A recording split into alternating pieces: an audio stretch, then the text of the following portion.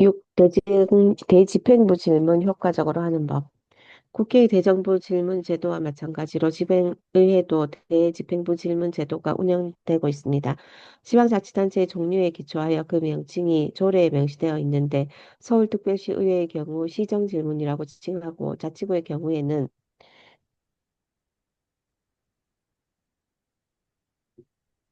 대구정질문, 구정질문, 광역자치도의 경우에는 도정질문으로 불립니다. 대집행부 질문은 본회의에서 회기 중 기간을 정하여 집행행정 전반 또는 지방행정의 특정 분야를 대상으로 단체장 또는 단체 관계 공무원을 출석시켜 질문하는 것을 말합니다. 지방의회에서도 국회처럼 질문과 질의를 구분하여 사용하고 있습니다. 대집행부 질문은 설명한 대로 지방행정 전반 또는 지방행정의 특정 분야에 대하여 의원이 집행부에 대하여 설명을 요구하거나 소견을 묻는 발언이라면 질의는 의제가 된 안건에 대하여 제안자 혹은 관계 공무원에게 의문을 묻는 것으로 다릅니다. 이외에도 질문은 하나의 의사로서 그 자체가 독립된 의제로 성립되는 반면 질의는 의제된 의안이 상정된 후 비로소 성립됩니다. 또한 질문은 질문 요지서를 제출하여 집행기관에 미리 알리지만 질의는 의안이 제기된 후에 행하게 되므로 요지서를 미리 제출할 필요가 없습니다. 대집행부 질문은 의원의 중요한 권한이자 의정활동의 한 부분입니다. 자치법규인 조례 입법을 위한 조례안의 발의 준비만큼이나 대집행부 질문 또한 준비할 사항이 많습니다. 단체장 등 회의에 출석한 관계 공무원과 질문을 통해 주고받은 발언 내용이 모두 기록에 남는 것은 물론 집행기관 또는 의원의 대집행부 질문에 대비하여 답변을 충실히 준비해야 할 의무가 있고 정책의 타당성에 대해서도 효과적으로 대응해야 할 책임이 따르기 때문입니다. 의원은 의정 활동을 접하다 보면 많은 의원이 본회의 의정 활동에 있어서 세 가지 큰 활동 축으로 조례입법 활동, 예산심사 활동과 함께 대접 집행부 질문 활동을 뽑고 있습니다. 대집행부 질문이 왜 필요할까요? 대집행부 질문 제도는 지방자치 발전에 크게 기여할 수 있습니다. 우선 정책 집행에 대한 감시와 통제를 통해 잘못되었거나 불편부당한 행정, 더 나아가서는 위법한 행정이 드러날 수 있습니다. 시민의 혈세가 잘못 집행된 경우도 대집행부 질문에 의해 드러나는 경우가 많습니다. 또한 집행기관이 정책 사업 등을 전개하다 보면 드러내고 싶지 않은 일이 발생할 수 있고 이러한 사안들이 단체장이나 부서의 장에게 충분히 보고되지 않아 이들이 충분히 인식하고 있지 못할 때가 있습니다.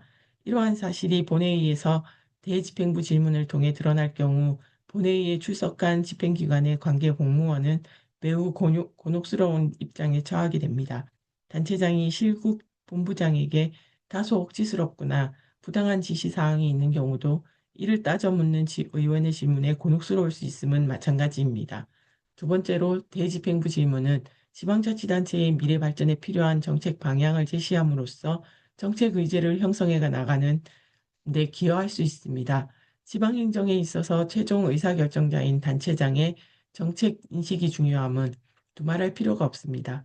단체장이 중요한 정책 방향을 잡아가고 실국 본부장은 단체장이 제시한 정책 방향을 따르는 게 일반적이기 때문입니다. 그러나 단체장이 모든 정책 부분에서 올바른 비전과 방향을 설정하고 추진한다고 볼 수는 없을 것입니다. 따라서 지방의원이 본회의 중 대집행부 질문을 통해 주민의 의사를 반영한 새로운 정책 방향을 제시하거나 정책 대안을 제시할 경우, 그리고 그 제안이 합리적인 경우에는 단체장과 실국 본부장이 수긍할 가능성이 높고, 이러한 제안된 정책은 추후 조례입법이나 예산 반영 등을 통해 구체적으로 실현될 수 있습니다.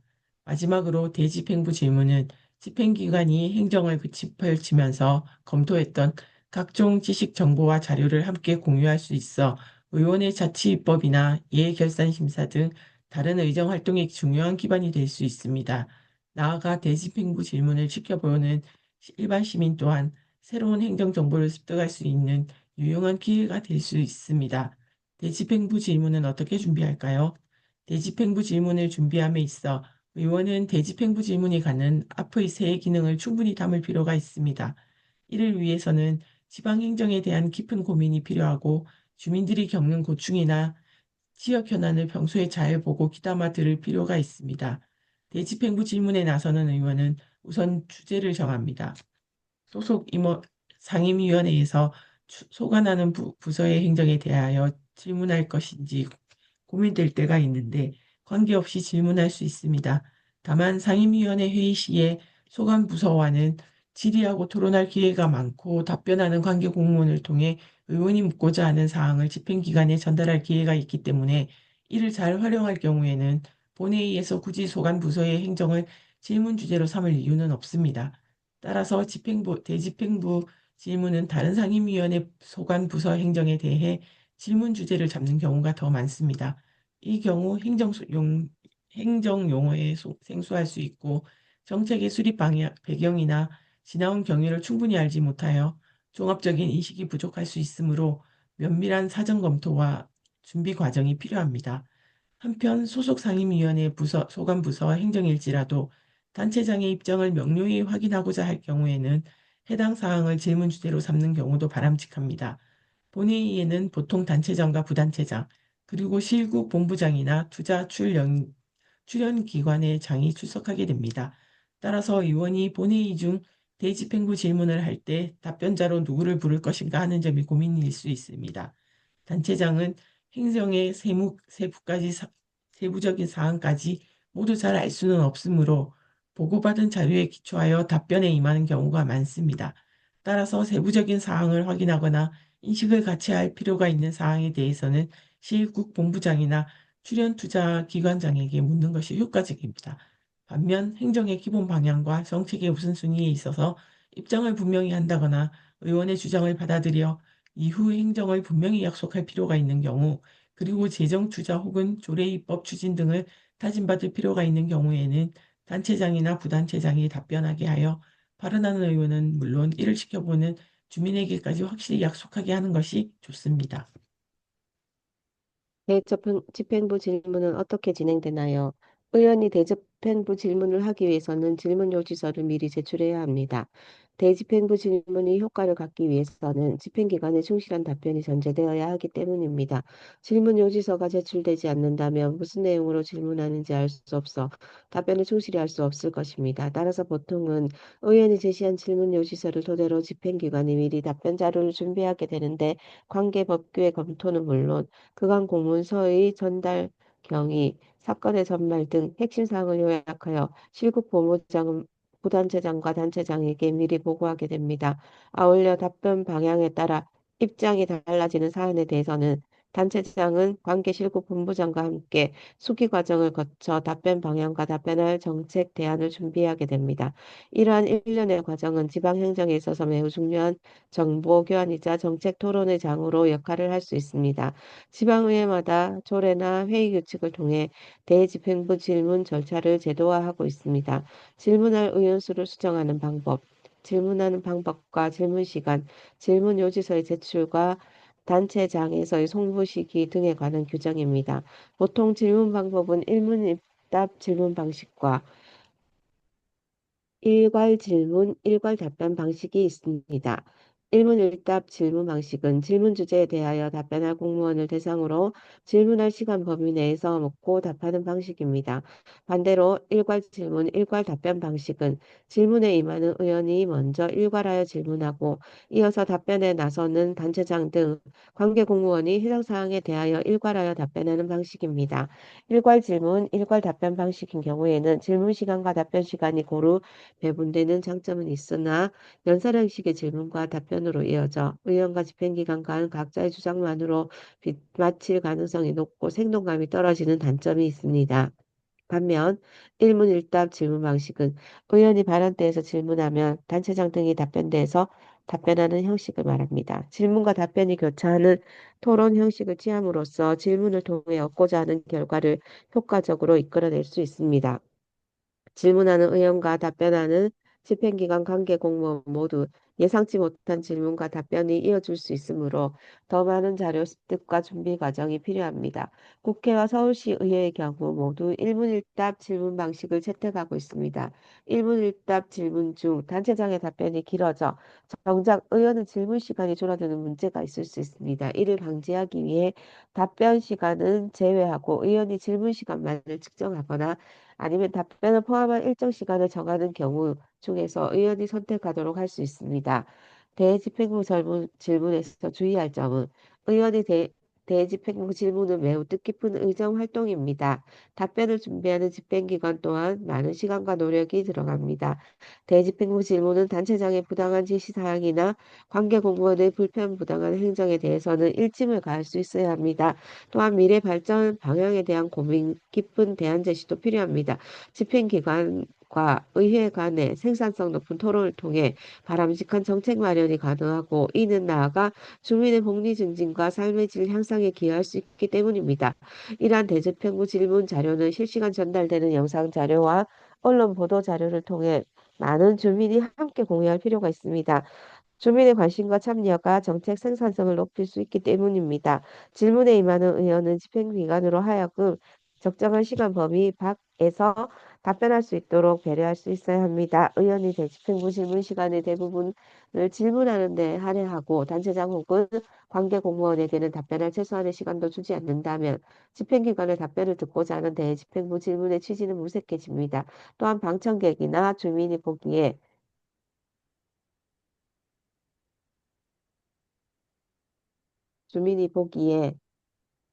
질문 의원이 그리고 자기 주장만 반복하고 반론과 답변 듣는 것에는 옹색한 의원으로 비춰질 수 있게 지방의 교섭단체 꼭 필요할까요? 교섭단체가 무엇인가요? 우리는 살아가면서 상대방과 사소한 다툼이나 의견 충돌이 발생하는 상황을 자주 겪곤 합니다. 특히 중요한 의사결정이나 합의를 앞두고는 자신들의 이익을 조금이라도 더 관철하기 위해 목소리를 높이는 장면을 흔히 봅니다. 그런데 조직 구성원 모두가 한자리에 모여 각자의 입장을 틀어놓기 시작한다면 그 회의체는 어떻게 될까요? 아마도 소모적 주장만 난무하고 언쟁은 점점 위험 수위까지 올라가 주먹질하기 일보 직전까지 갈 가능성이 높습니다. 이때 필요한 것이 교섭이라는 행위입니다. 협상을 뜻하기도 하는 교섭은 어떠한 사안이나 의사결정에 대해 견해를 좁혀가는 인간 사이의 상호작용을 말합니다. 국제 분쟁을 해결하기 위한 외교 활동도 교섭이고 노동조합과 고용주가 임금 협상을 벌이는 것도 교섭입니다. 결국 어떤 일을 이루기 위하여 서로 의논하고 절충하는 행위 모두가 교섭이라고 할 수 있습니다. 교섭단체는 상대방과 교섭하기 위해 모인 2명 이상의 집합체를 말합니다. 정치적 의미에서의 교섭단체도 마찬가지입니다. 일정 수 이상의 의석을 가진 정당이나 이해관계가 같은 의원들이 국회나 지방의회의 활동을 효율적으로 수행하기 위해 구성하는 정치단체가 바로 교섭단체입니다. 교섭단체는 어떤 일을 하나요? 교섭단체는 국회와 지방의회의 의사결정 과정에서 매우 중요한 역할을 담당합니다. 1차적으로는 교섭단체를 중심으로 소속 의원들의 의사를 사전에 수렴 조정하고 합치된 의견을 바탕으로 정당의 정책이나 행동을 일사불란하게 추진함으로써 정당의 구성 목적을 효율적으로 추진할 수 있습니다. 그리고 교섭단체 간의 사전 협의와 조정을 통해 의회 운영을 원만히 이끌어가도록 합니다. 교섭단체나 교섭단체의 대표의원이 국회 내에서 하는 역할은 다음의 표와 같습니다. 매우 다양하고 중요한 일들이 교섭단체를 통해 이루어지고 정당 간 교섭의 창구 역할을 하고 있음을 알 수 있습니다. 반대로 해석하면 교섭단체를 구성하지 못하면 그만큼 국회 활동을 하는데 많은 불이익을 받게 됩니다. 그런데 교섭단체 중심으로 국회가 운영되다 보니 헌법기관인 개별 의원의 자유로운 의사를 교섭단체에서 지나치게 제어하고 자율적인 의정활동을 제약한다는 비판도 제기되고 있습니다.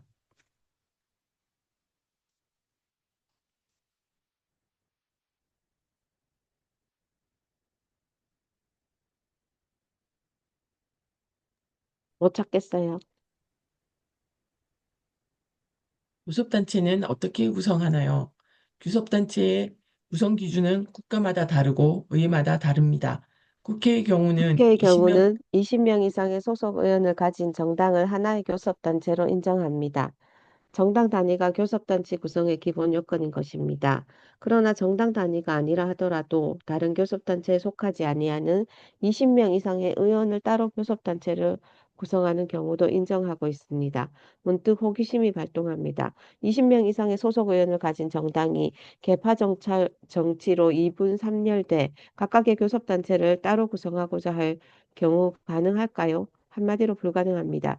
20명 이상의 소속 의원을 가진 정당의 경우에는 동일 정당의 소속 의원으로만 하나의 교섭단체를 구성해야 합니다. 일정한 정당에 속하는 의원들의 의사를 사전에 종합 통일해 교섭의 창구 역할을 하는 것이 국회 의사의 운영을 원활하게 할 수 있기 때문입니다. 그럼 또 다른 질문. 교섭단체에 소속된 의원이 소속 정당을 탈당하지 않은 채 교섭단체만 탈퇴하는 것은 어떨까요? 물론 안 됩니다. 앞에서 설명한 이유로 20명 이상의 정당에 소속된 의원은 교섭단체에 자동 가입됩니다. 임의로 탈퇴 여부를 선택할 수 없습니다. 반대의 경우도 마찬가지입니다. 교섭단체는 유지한 채 정당만 탈당하는 것은 불가능합니다.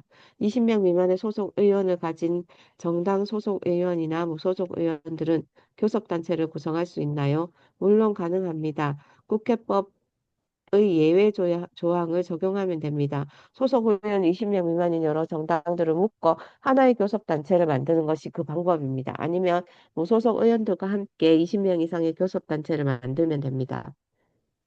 과거에도 교섭단체를 구성하지 못한 군소정당들이 서로 연합해 교섭단체를 만든 사례가 있습니다. 2008년 자유선진당과 창조한국당이 서로 연합해 선진과 창조의 모임이라는 하나의 원내 교섭단체를 구성한 적도 있었고, 2018년 4월에는 민주평화당과 정의당이 평화와 정의의 의원 모임이라는 공동교섭단체를 결성한 것이 대표적인 사례입니다. 그렇다면 왜 덩치가 큰 메이저 정당들은 교섭단체의 진입 장벽을 높게 유지하고 군소정당들은 계속해서 원내 교섭단체를 구성하기 위한 노력을 기울이고 있을까요? 교섭단체를 구성한 정당에게만 부여하는 여러 혜택들 때문입니다. 가장 크게는 정치자금의 배분에서 유리한 고지를 점하게 됩니다. 교섭단체를 구성한 정당에서 국고보조금의 50%를 균등하게 분할 지급하기 때문에 든든한 주머니를 확보하게 됩니다. 그리고 의회의직의 인선이나 각종 국회 운영의 협의권과 합의권, 추천권, 결정권 등을 보유하게 돼 교섭력이 한층 강화되는 측면이 있습니다. 와 지방의회 교섭단체 현황. 국회는 앞서 설명한 바와 같이 20명 이상의 소속 의원을 가진 정당이 하나의 교섭단체를 구성합니다. 현재 20명 이상의 소속 의원을 가진 정당은 더불어민주당, 국힘의힘이며 이들이 각각 교섭단체를 구성해 정당 간 교섭 창구 역할을 하고 있습니다. 지방의회 2023년 지방자치법 개정으로 지방의회 교섭단체가 법정화되기 이전부터 각 지방의회에서는 지역 여건에 따라 조례 및 회의 규칙을 통해 이미 교섭단체를 자율적으로 운영하여 왔습니다. 주로 광역의회에서 최소 3명에서 최대 12명 이상의 소속 의원을 가진 정당을 중심으로 교섭단체를 구성하였습니다. 2018년 당시 기준으로 보면 수도권의 서울, 경기와 중부권의 충북, 충남, 대전, 세종은 더불어민주당과 자유한국당 소속의 두 개의 교섭단체가 있었습니다. 광주와 전남은 더불어민주당과 민주평화당 중심으로 교섭단체가 활동하고 있고 부산, 강원, 전북, 경남은 한 개 교섭단체로만 운영되었습니다. 대구, 인천, 울산, 경북 4대 광역의회는 교섭단체를 운영하고 있지 않았습니다. 제주특별자치도의회의 경우는 좀 특별했습니다. 정당 소속의 의원으로 구성된 교섭단체가 3개 운영되고 있는 것은 다른 지방의회와 같습니다.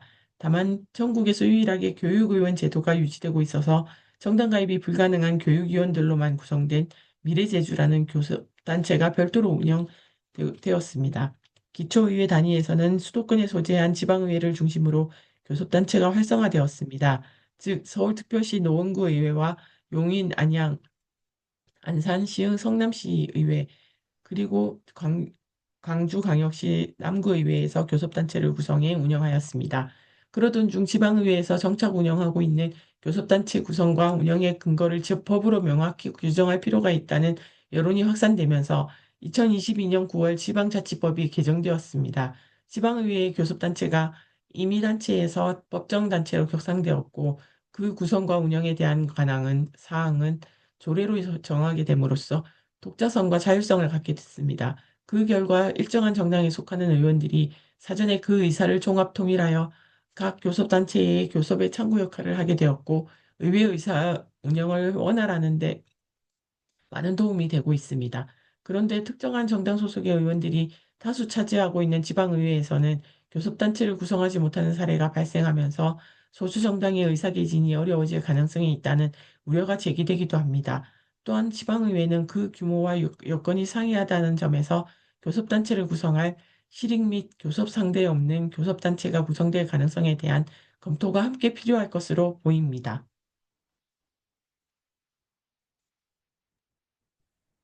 지방의회의 교섭단체가 꼭 필요했나요? 생활정치 무대인 지방의회는 국회처럼 각 정당이 추구하는 정강 정책의 극명한 차이에서 발생하는 분쟁과 갈등이 일어나기 쉽지 않습니다.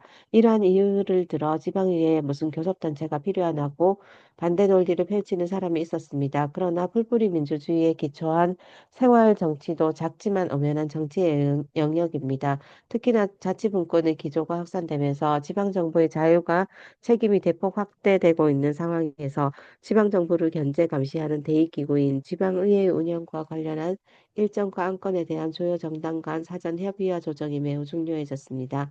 실제로 지방의회 교섭단체와 그 대표의원의 권한은 의원의 원구성협의, 소속의원의 의석 배정, 의정단과 상임위원장 등 직위에 관한 인선, 위원 선임과 개선의 요청과 협의, 의회 일정 조정과 의회 진행 순서 협의, 대집행부 질문 의원 수와 질문 순서, 긴급 현안 질문 관련 협의, 정례회 중 대표 연설 등과 같이 막중합니다. 이러한 중요한 권한을 교섭단체가 수행하지 않는다면 어떠한 결과를 초래할까요? 아마도 개별 의원별로 교섭 창구가 각각 마련될 것이고 정당 소속 의원들의 의견 수렴과 일치된 의사는 사라지고 목소리가 크거나 선수가 높은 의원들 중심으로 의회가 사안별로 그때그때 달리 움직일 가능성이 높습니다. 정당이 아니라 교섭력을 갖춘 의원 중심으로 의회가 운영되기 때문에 안정적이고 효율적 의회 운영은 어려워지고 소외된 의원들의 불만이 가중될 수 있습니다. 지방정부 차원에서는 간 정책 협의가 어려워지고 대의회의 업무의 비효율성이 확대되고 원활한 행정 운영에도 어려움을 겪게 됩니다. 따라서 정당이나 원내단체에 속하는 의원들을 중심으로 정파 간 교섭 창구 역할을 할 수 있도록 가능하면 교섭단체를 운영하는 것이 효율적인 의회 운영과 정당 정책의 추진에 유리하고 원내 교섭력을 높일 수 있습니다. 왜 교섭단체에 공무원을 둘 수 있나요? 국회의원은 의정활동을 지원하기 위해 각 의원실마다 보좌관, 비서관, 비서 등의 별정직 공무원을 두고 있습니다. 마찬가지로 교섭단체의 역할이 증대되고 중요해짐에 따라 교섭단체 소속 의원들을 지원하기 위한 별도의 직원들이 필요하게 됐습니다. 그래서 국회 교섭단체에는 정책연구위원을 두어 소속위원회 입법활동과 교섭단체 운영을 지원하고 있습니다. 별정직 공무원 신분인 정책연구위원은 해당 교섭단체 대표위원회 제청에 따라 의장이 임명합니다. 현재 모두 67명의 정수로 운영되고 있고 이들의 배정은 교섭단체의 수에 따라 배분 방법을 다르게 적용하고 있습니다. 지방의회는 국회와 사정이 다릅니다. 행정안전부는 교섭단체에 공무원을 두는 것을 불허하고 있습니다. 지방 공무원에게 정당 가입이나 정치 행위 등의 정치 운동을 금지하고 있기 때문입니다. 정치적 중립 의무는 국가 공무원에게도 마찬가지로 적용됩니다.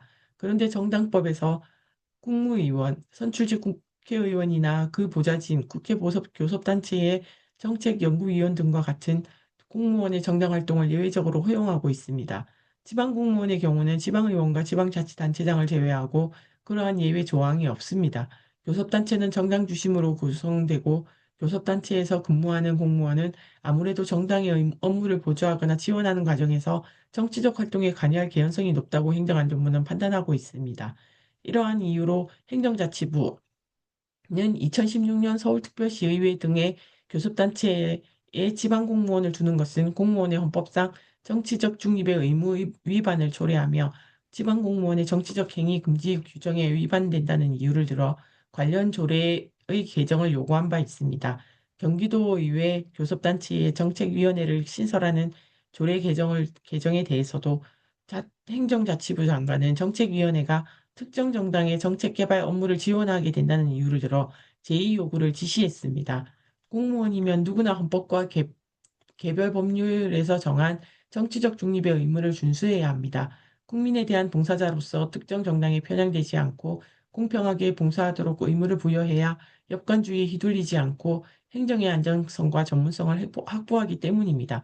그런데 교섭단체가 정당 중심으로 운영된다고 해서 교섭단체에 배치되어 근무하는 공무원까지 정당 업무와 정치적 행동을 하게 된다고 주장하는 것은 논리의 비약입니다. 교섭단체 소속 의원 직원이 문서 수발이나 회의 준비, 연락 등과 단순 행정 보조를 한다면 그 직원을 정치적 중립 의무를 위반한 범법자로 판단할 수 있을까요? 행정안전부의 주장대로라면 정당 가입이 가능한 단체장의 비서실에 근무하는 별정직 비서들이 중앙당이나 특정한 정치단체 등과 일정을 조율하고 문서를 전달하는 행위도 정치적 중립 의무를 위반하는 것으로 판단하게 하는 모순에 빠지게 됩니다. 정무부시장의 대국회나 정당과의 소통과 협력 업무를 지원하는 부속실 직원들 또한 마찬가지일 것입니다. 정치 개입의 개연성이 높다는 이유로 교섭단체에 직원을 두는 것조차 금지하는 것은 행정안전부의 지나친 과잉 반응입니다. 정당의 정책 개발을 지원하는 것이 어떠한 의미에서 정치적 중립 의무를 직접적으로 위배하는 것인지도 불분명합니다. 지난 2010년 지방선거에서 무상급식 등 보편적 복지 정책의 한 이슈로 등장한 적이 있었습니다. 당시 이 정책은 민주당과 민주노동당 후보들이 중심이 되어 제기했고 반대 진영에서는 선별적 복지 정책을 주장했습니다. 행정안전부의 논리대로라면 선별적이든 보편적이든 어느 한편에서 특정 정당의 이념을 대변하면서 무상복지정책 개발을 뒷받침했던 공무원들은 모두 정치적 중립을 위반한 셈이 됩니다. 교섭단체에 공무원을 두느냐 마느냐는 단순히 이분법적으로 해석할 일은 아닙니다.